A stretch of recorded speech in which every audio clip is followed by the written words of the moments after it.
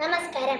വൈക്കം മുഹമ്മദ് ബഷീറിന്റെ രസകരമായ ഒരു ലഘു നോവലാണ് ആനവാരിയും പൊൻകുരിശും. ഒരു ഗ്രാമത്തിലെ രണ്ട് പ്രധാന കഥാപാത്രങ്ങളായ ആനവാരി രാമൻ നായരും പൊൻകുരിശ് തോമസും തങ്ങളുടെ സമ്പത്തിലും സ്വാധീനത്തിലും അഹങ്കരിക്കുന്നവരാണ്. ആനവാരി രാമൻ നായർക്ക് ഒരു കാലത്ത് ആനയുണ്ടായിരുന്നു എന്നും പൊൻകുരിശ് തോമസ് ഒരു പുരോഹിതനാണെന്നും സ്വയം അവകാശപ്പെടുന്നു. എന്നാൽ ഇവരുടെ അവകാശവാദങ്ങൾ പലപ്പോഴും പൊങ്ങച്ചങ്ങളും കെട്ടുകഥകളുമാണെന്ന് ബഷീർ തമാശ രൂപത്തിൽ വെളിപ്പെടുത്തുന്നു. ഇവരുടെ തമാശകൾ നിറഞ്ഞ പോരാട്ടങ്ങളും സാധാരണക്കാരുടെ ജീവിതവുമാണ് ഈ നോവലിന്റെ കാതൽ. നന്ദി. മലയാള സാഹിത്യത്തിലെ ബഷീരൻ ശൈലിയുടെ ഒരു മികച്ച ഉദാഹരണമാണ് ആനയുണ്ടായിരുന്നു എന്ന നോവൽ. ഒരു കാലത്ത് വലിയ പ്രതാപത്തോടെ ജീവിച്ചിരുന്ന ഒരു പഴയ തറവാട്ടിലെ അന്തേവാസികളുടെ കഥയാണ് നോവലിന്റെ കാരണം. തങ്ങളുടെ പൂർവികർക്ക് ആനയുണ്ടായിരുന്നു എന്ന് അഭിമാനത്തോടെ പറയുന്ന ഒരു മുത്തശ്ശി കേന്ദ്രീകരിച്ചാണ് കഥ മുന്നോട്ട് പോകുന്നത്. ദാരിദ്ര്യവും ഇല്ലായ്മയും പിടിമുറുക്കിയിട്ടും തങ്ങളുടെ പഴയ പ്രതാപത്തിൽ അഭിമാനം കൊള്ളുന്ന മുത്തശ്ശി പുതിയ തലമുറയുടെ ജീവിത യാഥാർത്ഥ്യങ്ങളുമായി പൊരുത്തപ്പെടാൻ ശ്രമിക്കുന്നതും.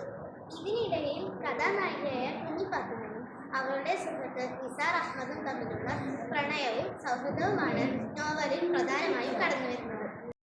വൈക്കം മുഹമ്മദ് ബഷീറിന്റെ പ്രശസ്തമായ ഒരു കഥയാണ് ഭൂമിയുടെ അവകാശം. മനുഷ്യന്റെ മറ്റ് ജീവജാലങ്ങൾ തമ്മിലുള്ള ബന്ധത്തെക്കുറിച്ചും ഭൂമിക്ക് മേലുള്ള മനുഷ്യന്റെ അവകാശത്തെക്കുറിച്ചും പ്രാധാന്യമായി ചിന്തിക്കാൻ ഈ കഥ നമ്മെ പ്രേരിപ്പിക്കുന്നു.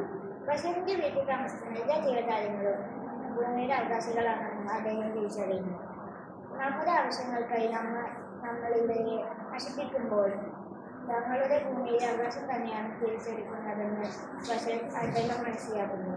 പ്രകൃതിയോടും മറ്റ് ജീവജാലങ്ങളോടും കരുണയോടെയും ബഹുമാനത്തോടെയും പെരുമാറാൻ ഈ കഥ നമ്മെ പഠിപ്പിക്കുന്നു. പ്രേമലേഖനം. വൈക്കം മുഹമ്മദ് ബഷീറിന്റെ ആദ്യത്തെ നോവലാണ് പ്രേമലേഖനം. ഒരു പോസ്റ്റ്മാൻ വഴി പരസ്പരം പ്രേമലേഖനങ്ങൾ കൈമാറുന്ന സാമൂഹികയും പ്രേക്ഷകരുടെയും കഥയാണ് പ്രേമലേഖനം. സാധാരണക്കാരായ രണ്ട് വ്യക്തികൾക്കിടയിൽ രൂപപ്പെടുന്ന നിഷ്കളങ്കമായ പ്രണയബന്ധം വളരെ രസകരമായും തമാശ നിറഞ്ഞ രംഗങ്ങളിലൂടെയും ബഷീർ അവതരിപ്പിക്കുന്നു. സാധാരണയുടെ വീട്ടിൽ വാടകയ്ക്ക് താമസിക്കുന്ന പ്രേക്ഷകൻ നായർ അവർക്കൊരു പ്രേമലേഖനം എഴുതുന്നിടത്താണ് കഥ ആരംഭിക്കുന്നത്.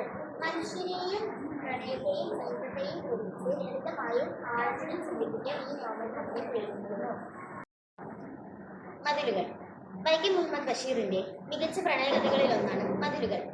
സ്വാതന്ത്ര്യ സമയ സേനാനിയായിരുന്ന ബഷീർ ജയിലിൽ കഴിഞ്ഞ കാലഘട്ടത്തിലെ അനുഭവങ്ങൾ ആസ്പദമാക്കിയാണ് ഈ നോവൽ രചിച്ചിരിക്കുന്നത്.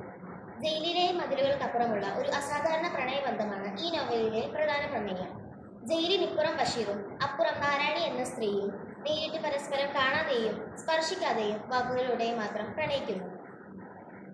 ബാല്യകാലസഖി. വൈക്കം മുഹമ്മദ് ബഷീറിന്റെ മാസ്റ്റർ പീസുകളിൽ ഒന്നായ ബാല്യകാലസഖി എക്കാലത്തെയും മികച്ച പ്രണയ കഥകളിൽ ഒന്നായി കണക്കാക്കപ്പെടുന്നു. മജി സുഗറ എന്നീ കഥാപാത്രങ്ങളുടെ വികസിക്കുന്ന തീവ്രമായ പ്രണയബന്ധമാണ് ഈ കഥയിലെ കേന്ദ്രബിന്ദു.